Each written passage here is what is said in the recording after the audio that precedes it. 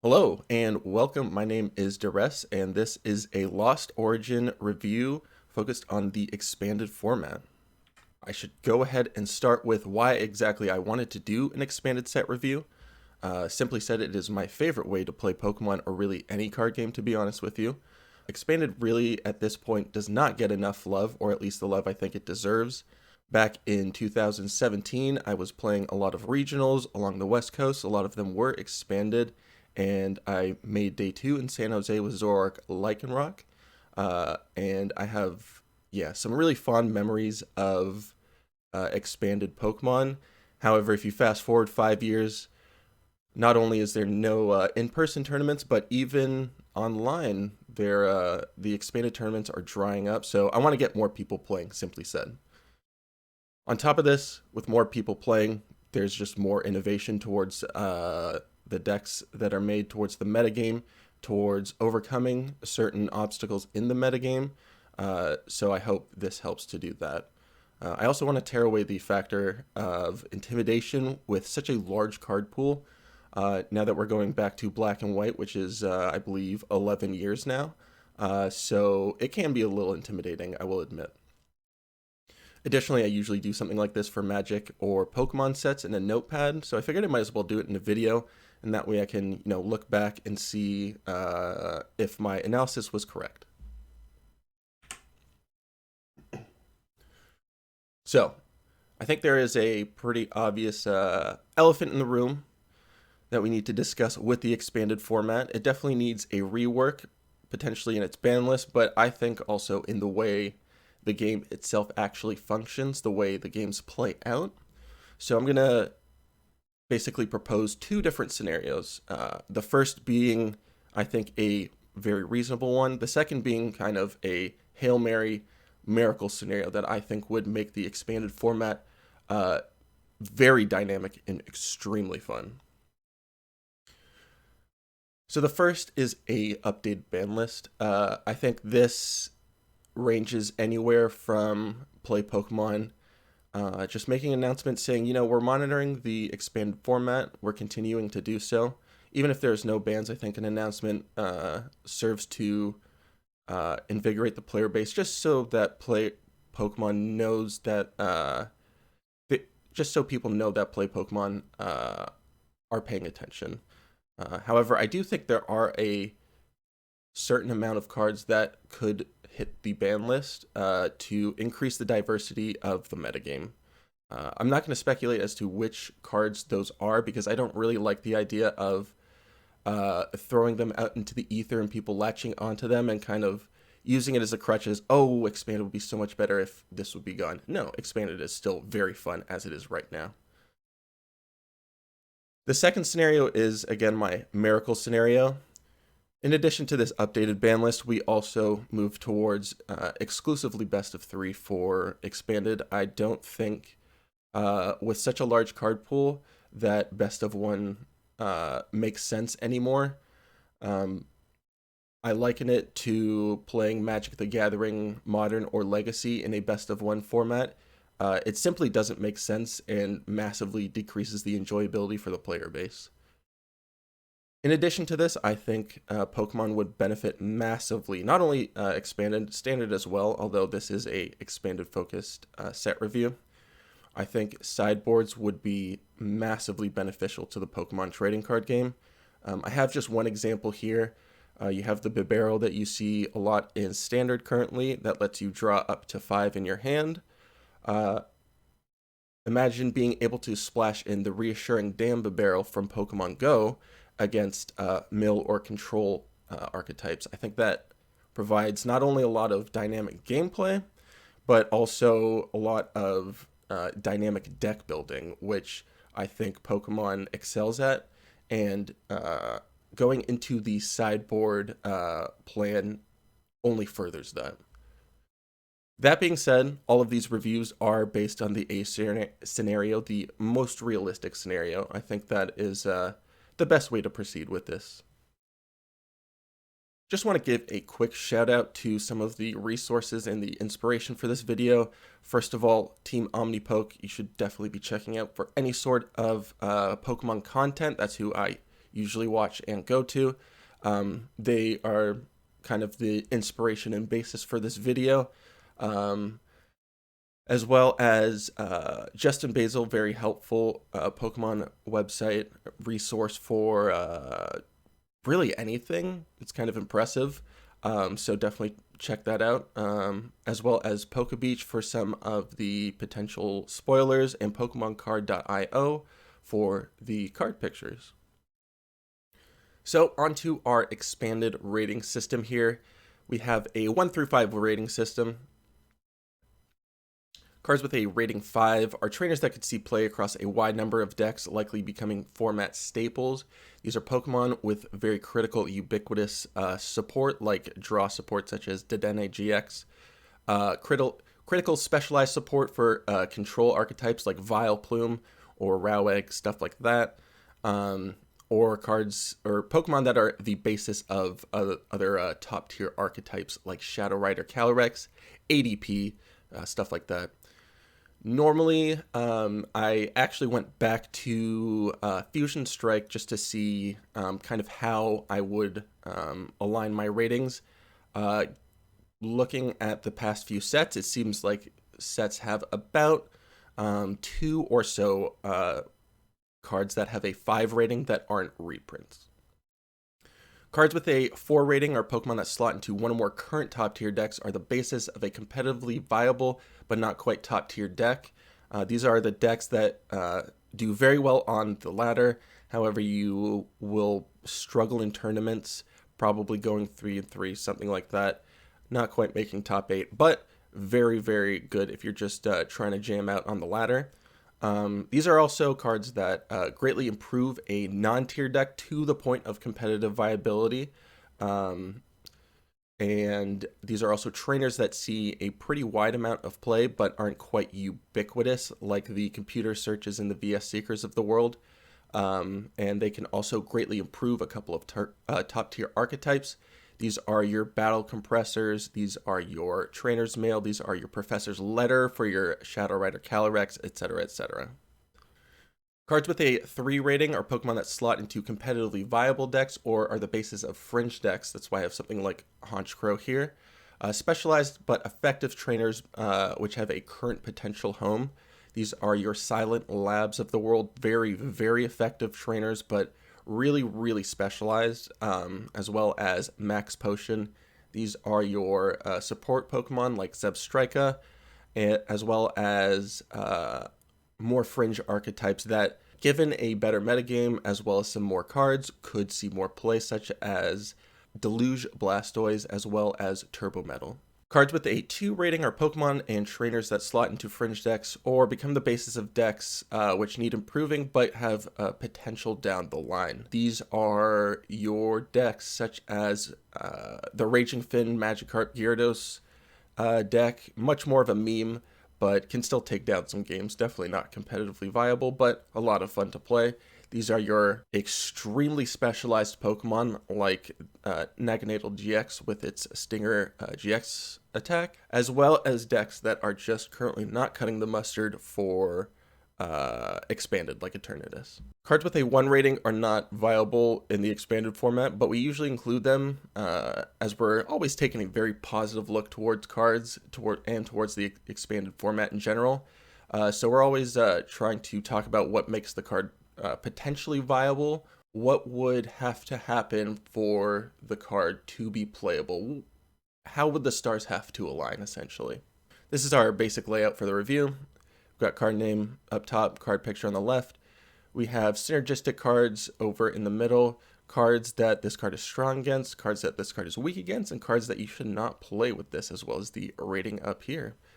This is our order here that we've got. We have first rule box Pokemon, supporters, then stadiums, then items, then stadiums, then non-rule box Pokemon. So first I've got some honorable mentions. We have what I'll call the special conditions package, the Radiant Hisuian Sneasler, the automated or wind-up arm, not sure of the translation yet, the Parasect, which sleeps and poisons upon evolving, both actives, And then the Hisuian Electrode V, which does 100 damage for no energy for each special condition affecting this Pokemon. I think this package is very cool. However, it just takes too many pieces for it to come together and expanded, even with extra pieces like Burbank City Gym, Hypnotoxic Laser. I just don't think it quite cuts the mustard. It just takes too many of the right pieces to get into your hand too early and too fast for it to really work. We also have Volo, which lets you discard one of your Pokemon V. I think that there is just, in general, honestly, a lot better options in terms of removing your own Pokemon from the battlefield. We have Acerola, we have AZ, we have so many different options that are just better and are less conditional in terms of the Pokemon they reach. So first up for our rule box Pokemon, we have Aerodactyl V and Aerodactyl VSTAR. Aerodactyl V is a 210 ground type Pokemon with fighting and colorless. It does bite for 40 damage. In fighting colorless, it does rock crush for 120. Discard an energy from your opponent's active Pokemon, not really cutting it. And double attachment on the V for both attacks is really, really rough. I don't know why the attacks, simply put, are just so bad. Granted, you know, if you're stuck with your V, that you're kind of in a bad spot anyways, but I thought I would just point that out. And then the VSTAR is a 260 HP fighting type. For fighting colorless, Lost Dive, 240 damage, put the top 3 cards of your deck in the Lost Zone. And then for colorless, it's VSTAR power is Ancient Star. As this Pokemon is in play, it gains an ability with the effect your Pokemon V in play, excluding any Aerodactyl VSTAR, have no abilities. This is a really strange VSTAR power. I don't remember any card that I've ever played in the Pokemon TCG where its attack is, when you do this attack, it gains this ability. It's very cool though. I like it. It's interesting. It's also a turn 1 play with Wally. However, as you can see with this rating, I don't think it quite cuts the mustard.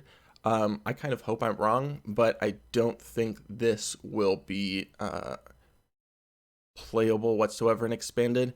It does, however, shut down 3 pretty big archetypes in Arceus, Palkia, and Shadow Rider. Being able to Wally turn 1 Ancient Star is very, very interesting, especially if you're going especially if you're going second against an Arceus. That's pretty clutch. And honestly, Arceus has been climbing up in terms of the metagame, the Arceus Gardevoir decks. However, I think it just still, even at that, misses too much of the meta. Does absolutely nothing against Control, does absolutely nothing against One Prize, and does nothing against any sort of tag team Pokemon. Additionally, with Scarlet and Violet coming out, we're presuming that the new mechanic will not be Vs, as, it's changed every generation since Pokemon has really started changing the mechanics every generation. So unfortunately, once Scarlet and Violet comes out, this kind of only gets worse. I think if you were to play this, you would try and, I guess, pair it with something like Primal Groudon. I've seen that in the fringes, but I think that's a bit of a reach. There is potential for this to be a Lost Zone deck, seeing as we are filling up our Lost Zone with the attack. However, I don't really see any sort of great payoff for it. And being a double attachment, at the very least, a double attachment, a double colorless and a fighting energy is just not cutting it. And 240 is unfortunately not cutting it either in terms of damage. So unfortunately, this one's going to have to stay on the sidelines. Next up, we have Drapion V, which is a 210 HP Darkness type Pokemon. It has an ability Wild Style. This Pokemon's attacks cost colorless less for each of your opponent's single, rapid, and fusion strike Pokemon in play.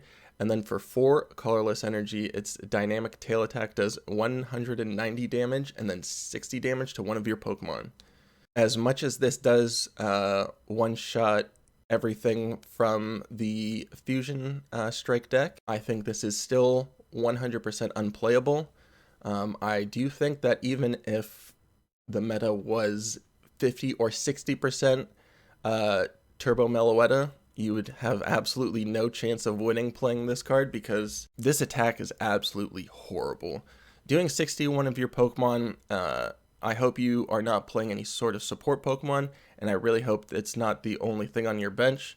But if you are just not playing against a strike type card, this is obscenely expensive, and honestly I believe that this card just becomes a liability in your deck, so just go ahead and skip this one. It's I'm not sure what it would take for this card to actually be playable. I know Urshifu is creeping up a little bit, but this gets absolutely blasted by Urshifu, so even at that, I don't know of any other sort of strike type deck that is viable and expanded, so yeah, this is going to be a hard miss.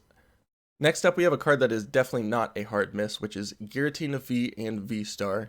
Giratina V is a 220 HP Dragon type Pokemon. It has 2 attacks. For colorless, you can look at the top 4 cards of your library, put 2 in your hand and put 2 in the Lost Zone.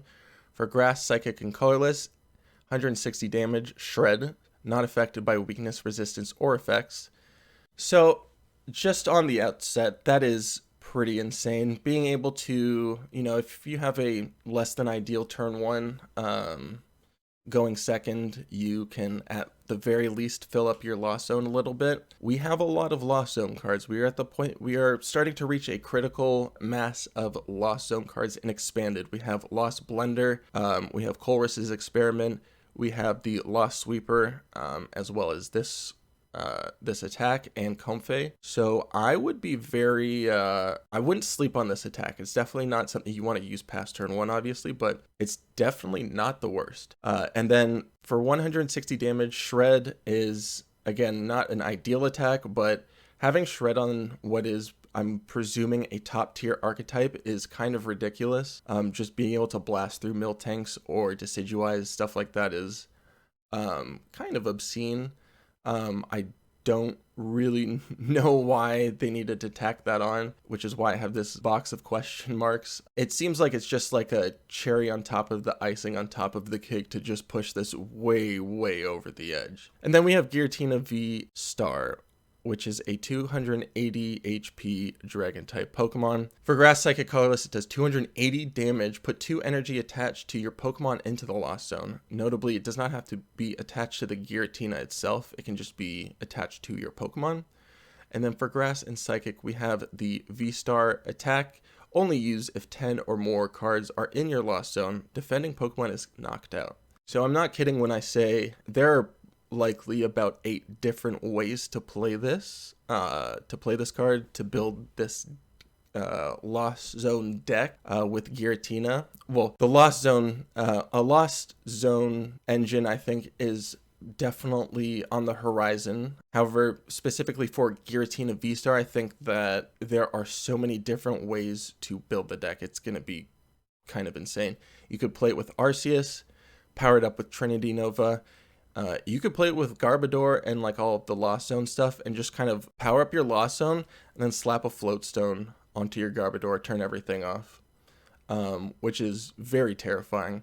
You could also go with energy accelerating options like Gardenia's Vigor with Eldegoss to just search up energy every turn and double attach every turn. We have Shadow Rider, which is already a top tier deck. Just splash some grass energies in there. And then we have what is basically like a turbo Lost Zone package. Or playing like Trumbeak or anything basically that helps us fill up our Lost Zone. And in terms of filling up our Lost Zone, we have a lot of new support that we'll eventually get to, such as Colress's Experiment, such as Comfey. And then we also have Double Dragon Energy, which is just, a single attachment. So this is very scary. This is going to be a top tier archetype. I have absolutely no doubt about it. This is going to have a target on it. This is going to have a target on its back, simply said. This is incredibly powerful. 280 damage. With a choice, you're doing 310 with Leon if you want to get a Leon in there, which I could honestly imagine if you're just kind of turbo lost zoning your stuff, you could put a Leon or two in there and then you're hitting 340. Then nothing is surviving that. And then, of course, Dragon type, it's hitting nothing for weakness, but it's not getting hit for weakness, so it doesn't have any terrible matchups, I would say. So yeah, this is a 5-star card. This is gonna be wild, and I'm very much looking forward to playing this, and I'm very interested to seeing exactly what the best build of it is, because I think that while I think there's some kind of obvious options like the Lost Zone or Mirage Gate engine, I think there's some potentially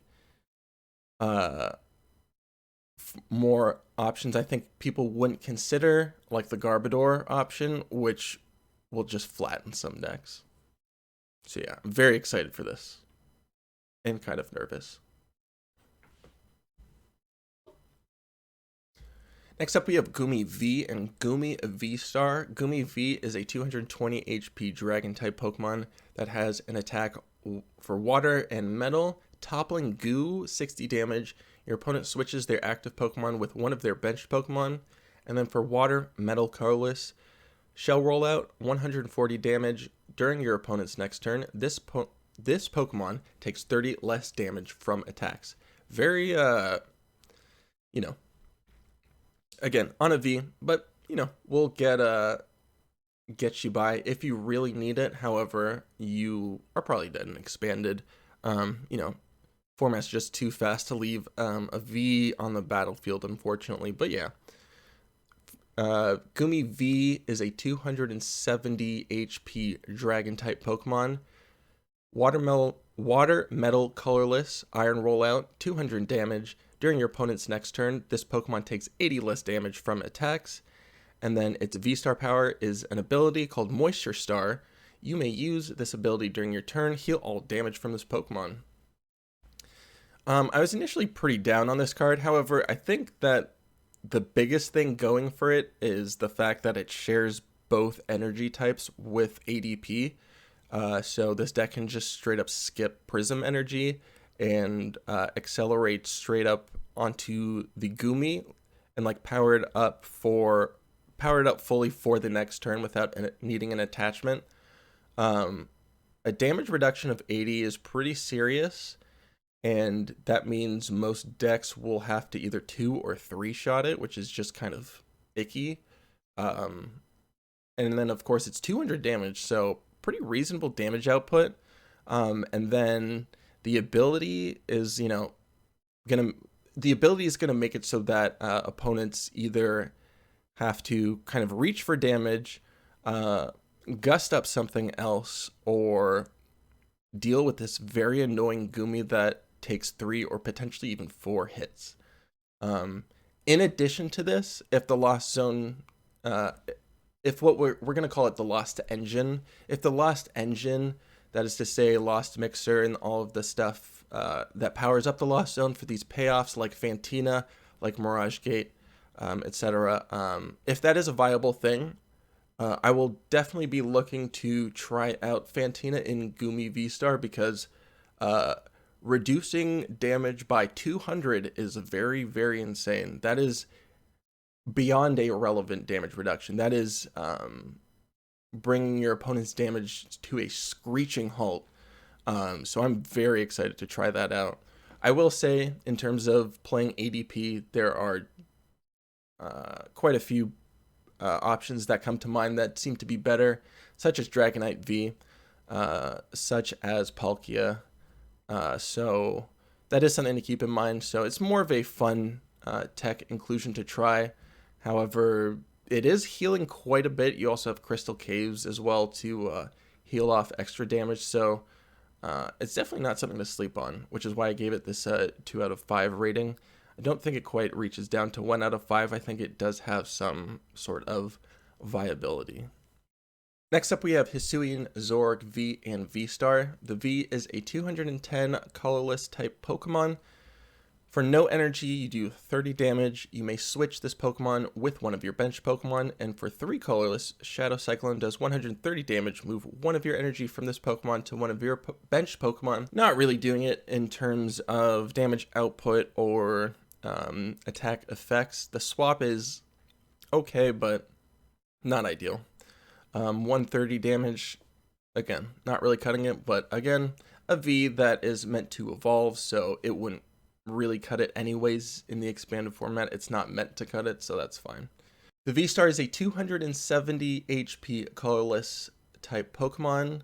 For colorless, Baleful Curse, 50 damage. This attack does 50 damage for each of your Pokemon that has any damage counters on it. And then ability Phantom Star is its V-Star power. You may use this ability during your turn, discard your hand, and draw 7 cards. That is a professor's research on an ability. This V-Star is completely... this might be better than Giratina. I'm still not sure. It does seem like it's going to be, at the very least, more consistent. Because not only... I mean, there's just so much going on. The professor's research on an ability is going to be so massive for setup. It basically means that you can dig through your deck with the dens in order to find a Wally to attack turn 1. It also, this archetype will need some sort of stadium enablers like Gatejaw Bog or Team Magma Secret Base that puts damage counters on your basic Pokemon when they go from your hand to the bench.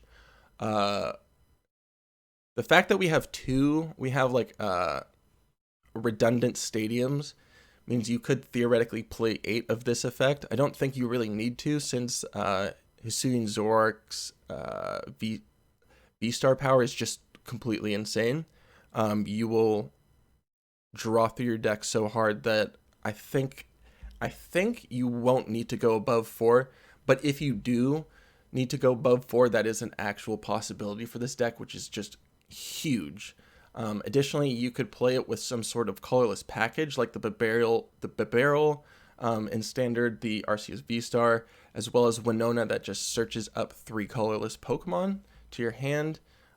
Additionally, Acerola is always live with this deck, or I say always live, but if you're not getting your V-Star one-shot, theoretically, everything on your bench should have damage counters, so you can always Acerola it back up.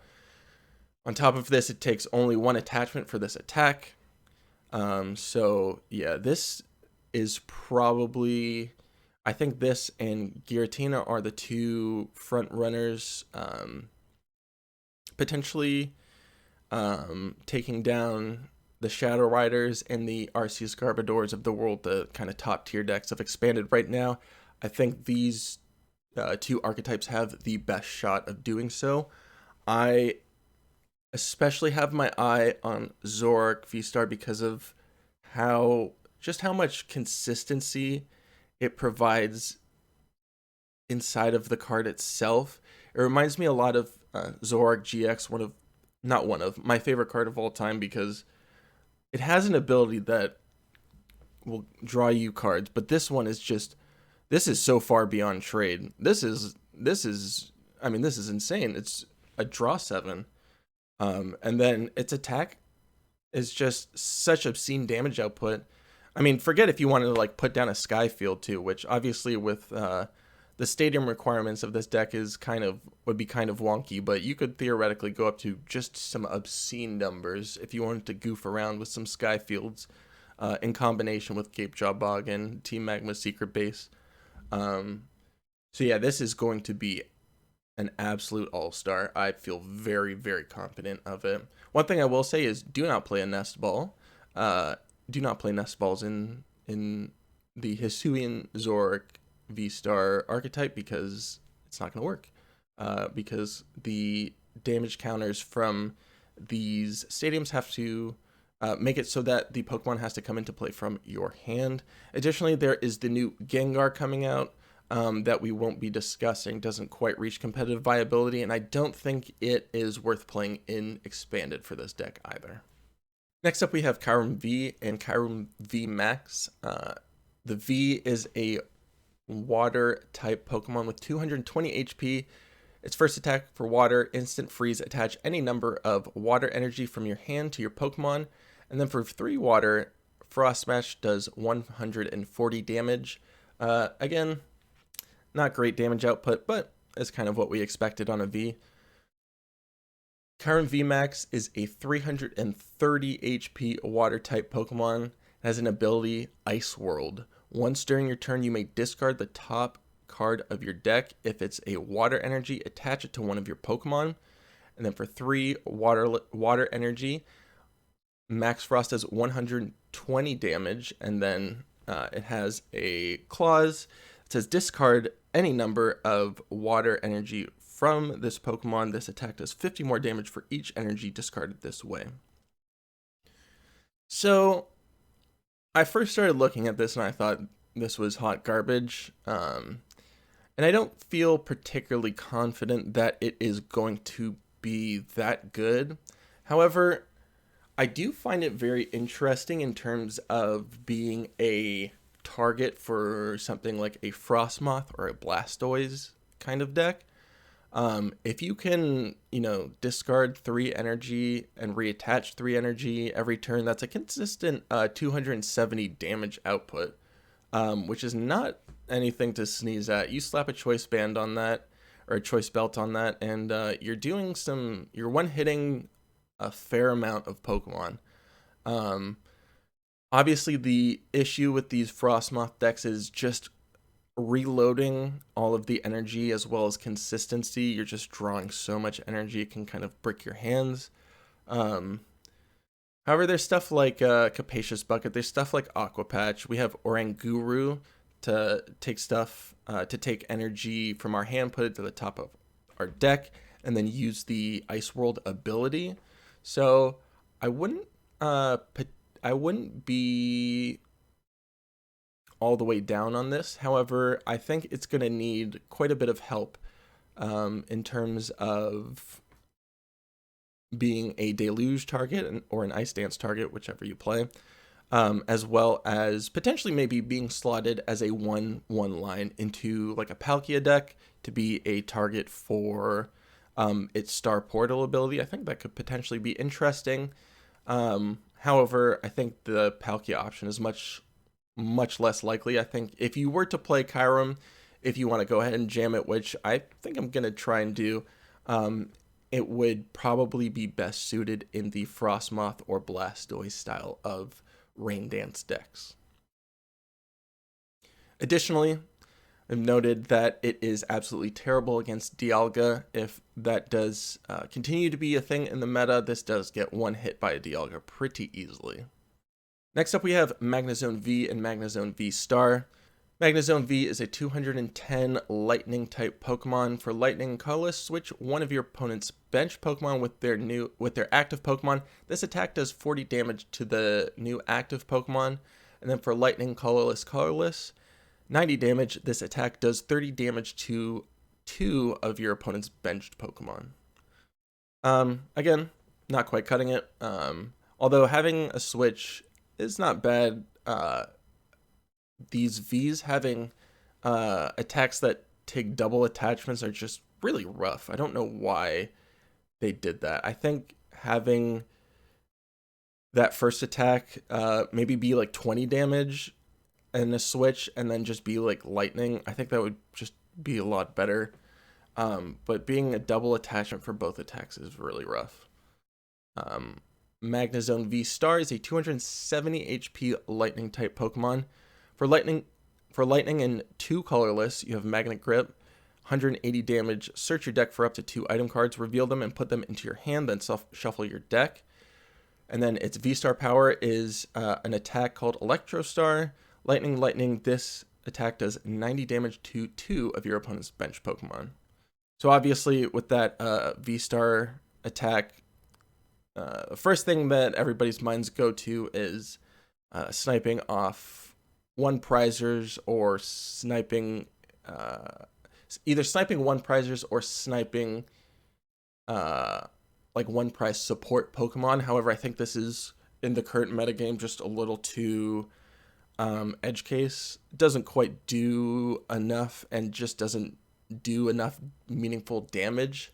Because even at that, like doing a 90 and then a 180 is 270 to like an Arceus, so you're just going to need more than that. I think the Electro Star power is just really not cutting it. The main star of the show here is the Magnet Grip ability, just searching up item cards.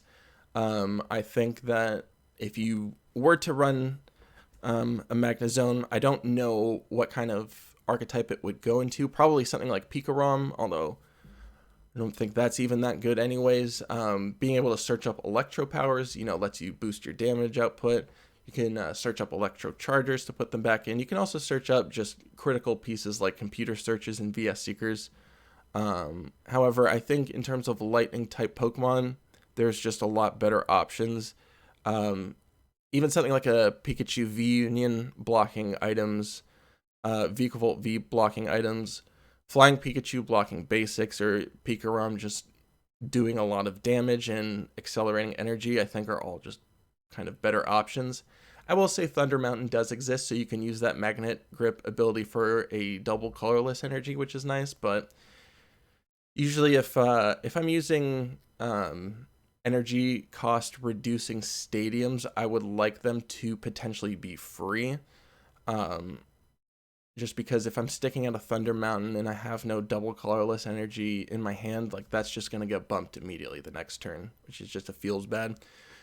So unfortunately, I think Magnezone is a 1 out of 5. I'm not sure exactly what it would take for this to become viable. Although if there is something, we can take a look again down the line. Next up, we have our only Radiant Pokemon of the set review. Radiant Gardevoir is a 130 HP Psychic type Pokemon. Again, the Radiant rule is you can only have one Radiant Pokemon in your deck, but it only is one prize. So, as an ability, Affection Veil, your Pokemon take 20 less damage from your opponent's Pokemon V, and then for Psychic Colorless, 70 damage, and then this attack does 20 more damage for each energy attached to your opponent's active Pokemon. I think this will be slotted into some amount of decks, mainly something like an Arceus Garbodor or maybe a Shadow Rider, where it kind of just barely fixes the math against just enough of the metagame. Say something like a Dragonite V, like a Arceus getting one hit by a Dragonite V with a Choice Belt. This stops that. This makes it so that your opponent needs 2 damage modifiers to knock out your Arceus VSTAR. So I think it could potentially slot into some amount of decks. Again, the brutal issue with the V and EX GX mechanic as a whole, this Pokemon is only going to get worse once Scarlet and Violet comes out. So things like EXs, control decks that, are only playing one prizers, or just one prizer decks in general, like Mad Party, or tag teams, or just regular GXs, this does stone nothing against. You can also just completely shut this off with a Silent Lab, as many Shadow Rider decks play. So not going to slot into too many decks, but in the ones that they do slot into, it'll kind of just barely fix the math enough so that your critical Pokemon are not getting one shot.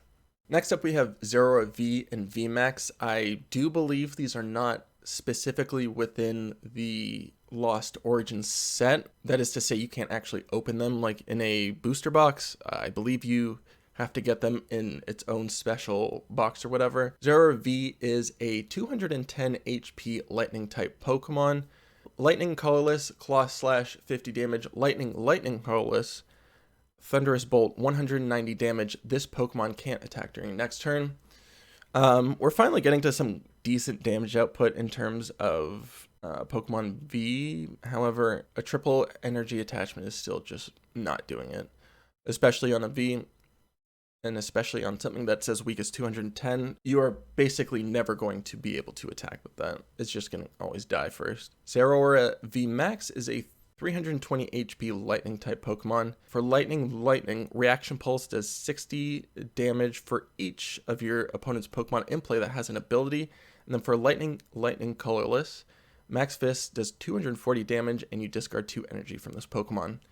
I think the main star here, or if you were to ever play either of these cards, would be the reaction pulse attack. Stuff like Palkia or Shadow Rider especially very good against. However, stuff like ADP, this is going to do very little against. They can also play around it pretty well in terms of just not using their support Pokemon.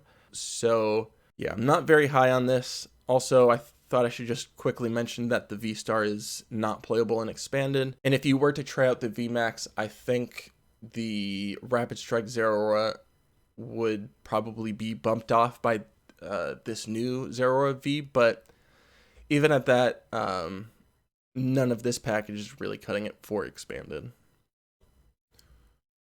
Moving on to trainers now, we're starting off with the supporters. We have Arezu, which I think is a potentially very interesting supporter card, which says search your deck for up to 3 evolution Pokemon that don't have a rule box, reveal them and put them into your hand, then shuffle your deck. This is essentially a, I guess you could call like reverse Gloria, whereas Gloria takes 3 basic Pokemon that don't have a rule box and put them onto the bench. This is taking 3 evolutions and putting them into your hand. I think this is very good. I, as you could see, could not think of a terrible amount of decks that this card could actually slot into. However, this rating system is a combination of current viability, ubiquity, as well as potential. And I think in terms of future potential, this card is extremely high. Obviously, I have 2 control kind of archetypes between the Excadrill and the Vileplume here, just as kind of an example for one prize control archetypes, I should say. But I do think this will fit into a vast amount of one prize archetypes that are not looking to put basics onto, or not looking to attack with basics. So yeah, I would be very interested to see where this goes in the future. I could be completely wrong and this sees very little play. However, I feel pretty confident that in, say, a year from now, this will see a decent amount of play in a decent range of decks. Next up, we have Colress Experiment, which is a supporter that says, look at the top 5 cards of your deck and put 3 of them into your hand. Put the other 2 cards into the lost zone. I think this is the main star of the show in terms of the quote-unquote lost engine. This is going to be your ideal way of filling them up along with Lost Blender. However, this will give you much more card selection. And it'll be interesting to see how this gets balanced out between this card and actually good draw support like Professor's Research or Cynthia or really anything like that. So I think this will probably make it as a 3 count, starting off, and with some amount of maybe like 2 research at first. That's what I've been trying to test this out, and that's kind of what I've noted so far. And then kind of adjust from there in terms of how powerful the rest of the Lost engine is. I could see going down to 2 and playing the full 4 Lost Blenders, which is an absurd card for Lost engine decks. Just looking to put 2 cards straight in the Lost Zone with an item is pretty good. Keep in mind, if you hit a Lost Blender off of this Colress Experiment, that means you're putting off of those 2 cards, that is 4 cards into the Lost Zone. So this has the potential to be very, very fast. In addition, there are a variety of decks Colress Experiment could actually splash into, between the Giratina V-Star. There's also the Aerodactyl V-Star. Again, we're not terribly high on it, but it's definitely something you would probably try out if you're looking to use the Lost Engine. And then there's the Lost Marchers, like Jumpluff and whatnot, that can help power up the Lost Zone as well. So this is definitely something to watch out for. Obviously, you're only looking to put this card into decks that interact in any way with the Lost Zone beneficially. So, but in those decks, this will be a critical piece. Next up, we have Fantina. Fantina is a supporter that says you can only play this card if you have 10 or more cards in the Lost Zone. During your opponent's next turn, your Pokemon take 120 less damage from the attacks of your opponent's Pokemon V, including Pokemon that came into play this turn. I think this card is probably like the biggest unknown in terms of playability in this entire set. The potential to reduce damage by 120 is a very, very relevant amount. It is basically taking everything except for something that's, I guess, hitting for weakness, and then on top of that, absurd damage. It is basically taking one-shot viability away from everything. 10 cards in the Lost Zone is pretty serious, though, that you are getting rid of 1/6 of your deck. So this will be a pretty steep cost. I'm not sure exactly how many Lost Engines it actually makes it into. Something like a Jumpluff, where you're reducing 120 damage. If your opponent's doing 200 damage, it doesn't really matter if you're reducing 120. That's not quite relevant. However, as we discussed with like Goomi V-Star, attacking as well as using a Fantina is a reduction of 200 damage. I think that is something to be extremely concerned about. I think that potentially could be very, very good. So Fantina will vastly range in quality in terms of like what decks it actually gets played in, right? It will be a very much an edge case if you do play it in Giratina V-Star, whereas with Goomi V-Star, this is your main payoff for playing the Lost Engine. So very interested to try this out in a variety of decks.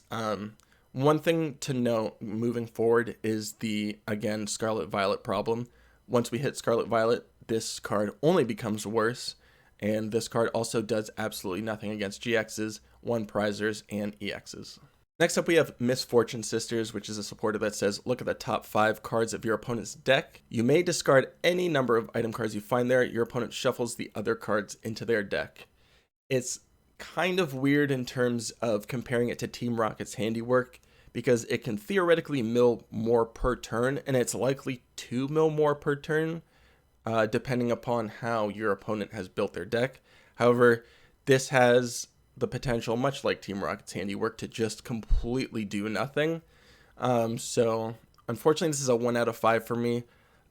Just gonna have to pass on it. Not really much to say about it.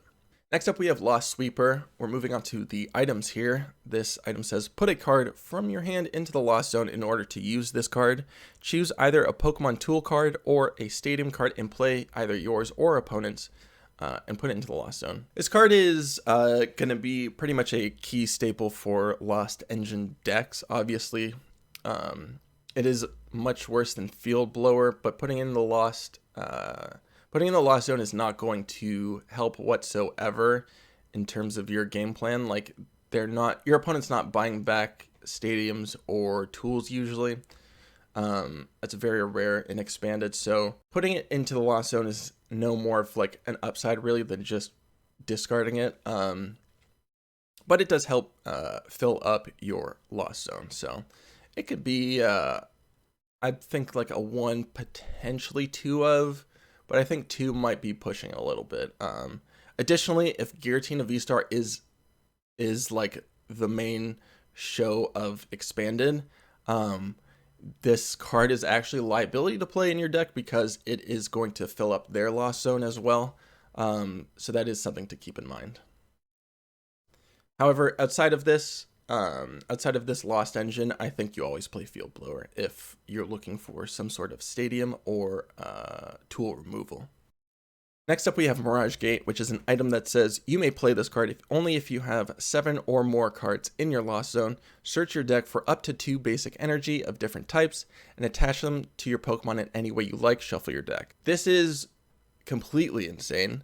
I do think that this is potentially, and I look forward to having this claim checked upon the release of this set, and I hope people in the comments or on the internet will flame me if I'm wrong, or praise me if I'm right, but you know, it's the internet.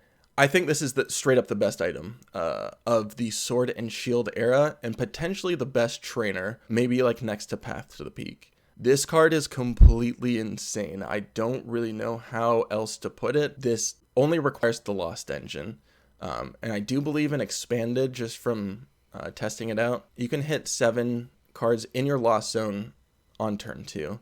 Guaranteed on turn 3, but as early as turn 2. It is kind of obscene.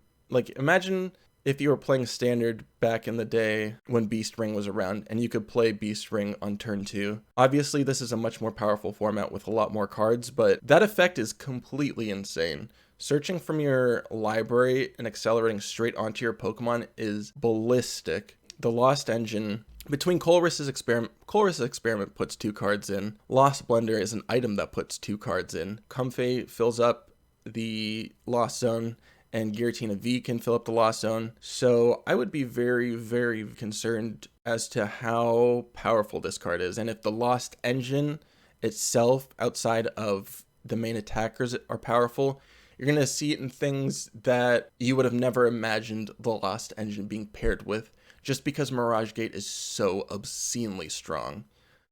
Next up, we have a card that is not completely insane. This is Lost City. We're moving on to the stadiums now. Lost City says when a Pokemon is knocked out, put it into the Lost Zone instead of discarding it.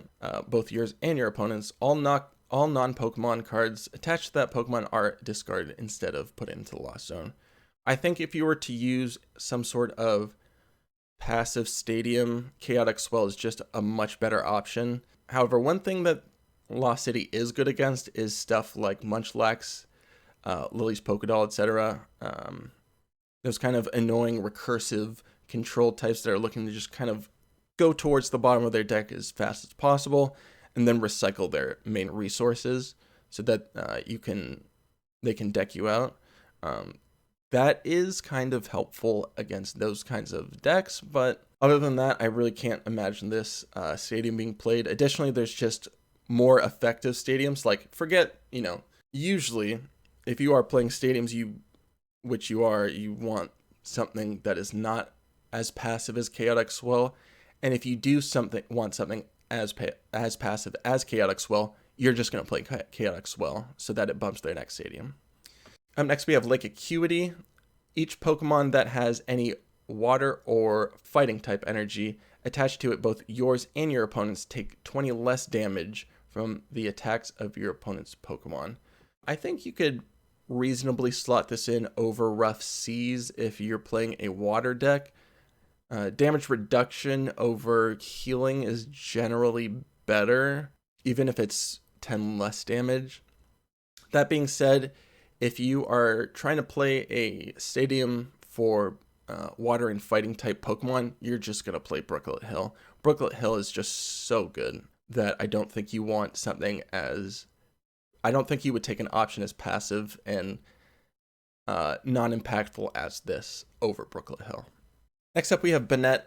Banette has an ability that says Puppet Memorial. Once during your turn, you may choose a supporter card from your discard pile, reveal it, and put it into your hand. If you do, put this Pokemon into the Lost Zone, discard all non-Pokemon cards attached to this Pokemon, and then for double Psychic, does 50 damage. Not quite cutting it in terms of filling up the Lost Zone. It does take 2 turns to set up. It does take a stage 1 to set up, which is really rough. Having a VS Seeker kind of on the board to use at will is very, very cool. And maybe one day it sees a 1/1 line, but I highly doubt it. There's so many faster and safer ways to fill up the Lost Zone, and this, I'd rather just play VS Seekers. It's just kind of better. you're essentially waiting 2 turns to put 2 cards into the Lost Zone, and in my testing that seems to be much too slow, especially when you just compare it to the Lost Engine options we now have available. So unfortunately, I think this is a 1 out of 5. It's going to be pretty skippable. Next up, we have a Clefairy. This is an absolute meme inclusion, but I still love it. Has an ability that says Moonwatching. Once during your turn, if this Pokemon is in the active spot, you may search your deck for a Psychic Energy and attach it to each of your benched Clefairy. Then shuffle your deck. For colorless, Wonderstorm does 20 damage for each of your Psychic Energy attached to your Pokemon, and it is a 60 HP Psychic type. 60 HP is very rough. The main reason why I would ever play Clefairy and Expanded is to play the Evolutions Clefairy with the Metronome attack, which would be absolutely hilarious. Knocking out like a Giratina VSTAR or a Dragonite V with a Clefairy sounds very funny. This attack is reliant upon your opponent having raw damage-based attacks on their active Pokemon, which can be incredibly inconsistent. If you're playing against something like Mad Party, Clefairy is not going to do anything. If you're playing against something like Volcarona, where you need some sort of energy in the discard pile, not going to cut it. And then, of course, Silent Lab cuts it off. And then if they just stick like a support Pokemon like a Dedenne in the front, in the active, no go. So unfortunately, it doesn't really cut it, but it is kind of funny. So I wanted to include it in here. Next up, we have Comfey. Comfey has an ability that says Flower Picking. Once during your turn, if this Pokemon is in the active spot, you may look at the top 2 cards of your deck and put one of them into your hand, put the other card into the Lost Zone. And then for Psychic Colorless, it does 30 damage for its attack. This is basically a Lost Zone Acrobike. This is on the, what I would consider like the lower end of the Lost Engine in terms of the expanded options. I feel pretty confident in saying this is not a 4 of, but maybe something like a 2 to 3 of, but likely just a 2.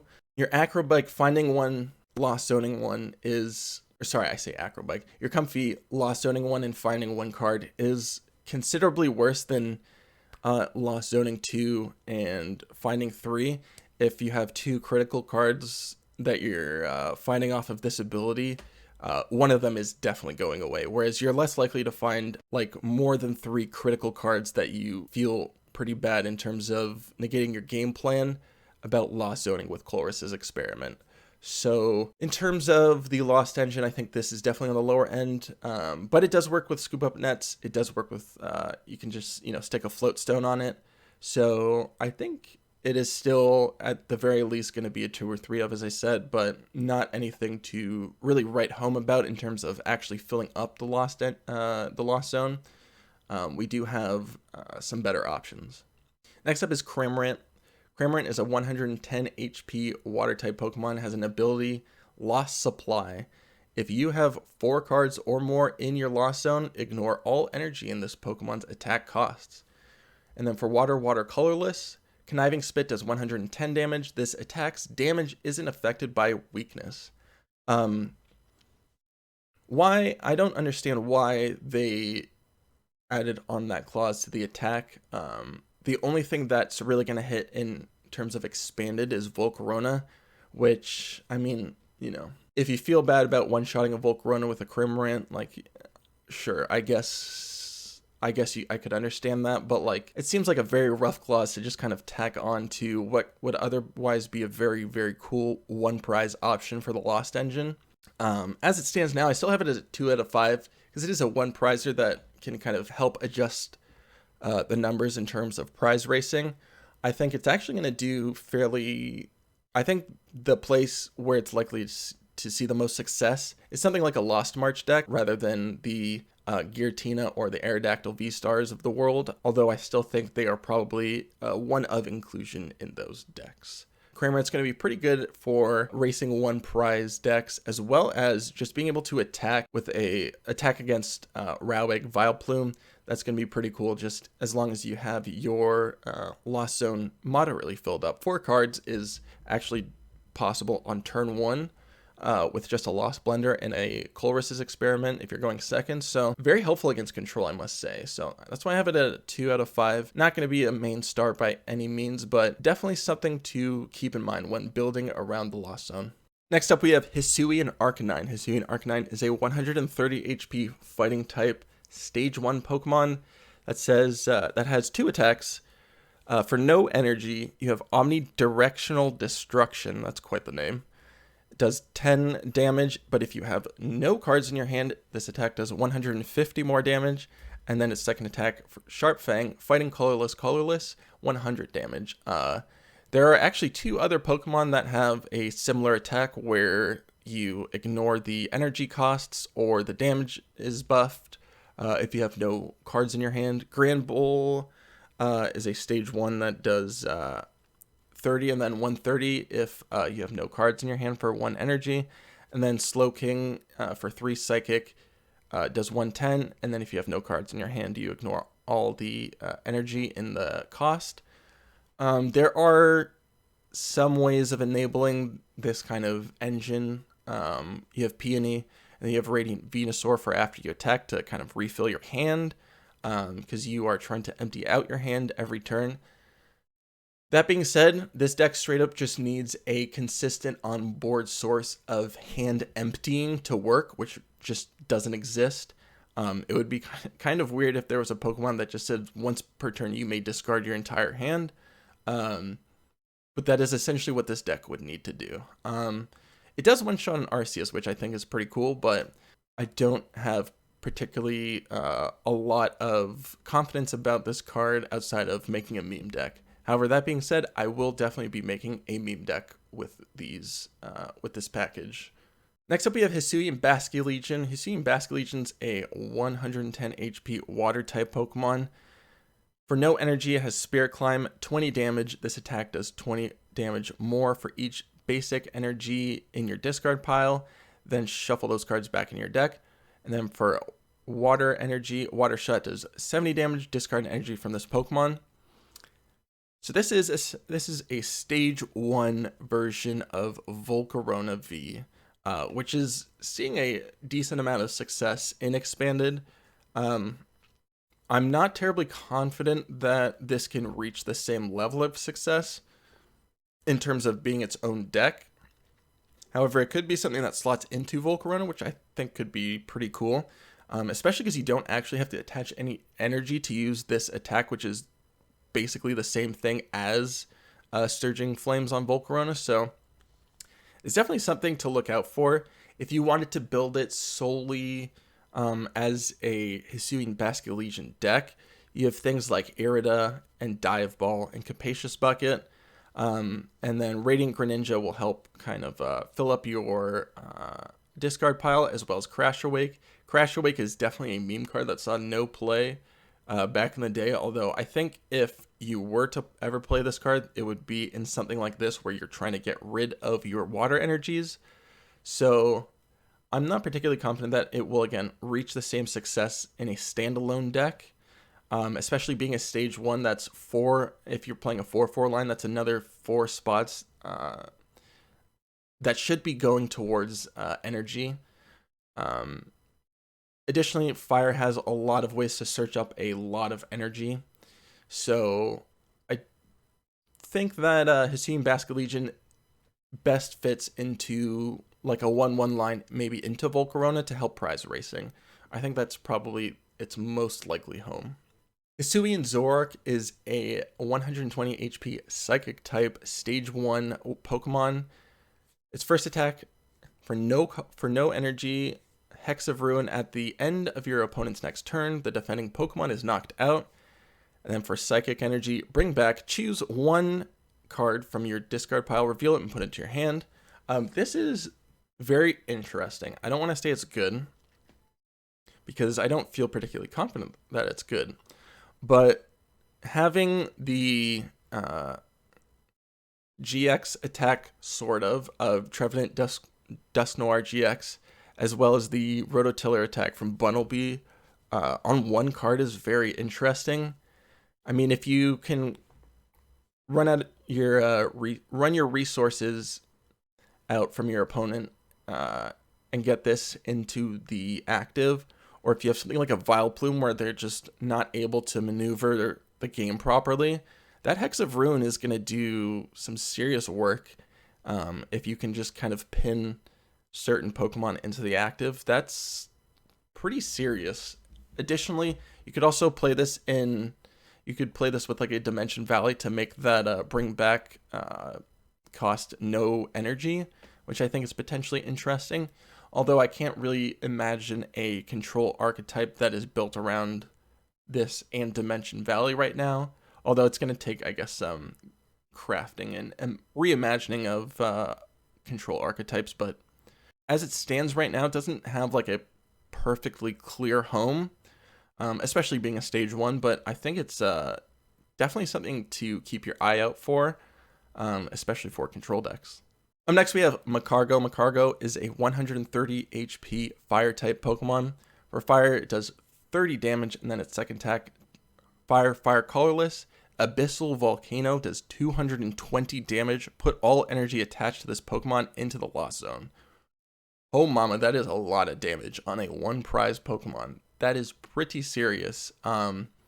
There's not really a current home that exists right now where I could imagine Magcargo really being slotted into. There's not really like a actual fire-based welder deck. I know that like the Mewtwo Mew welders decks kind of exist, but this would not slot into there, obviously.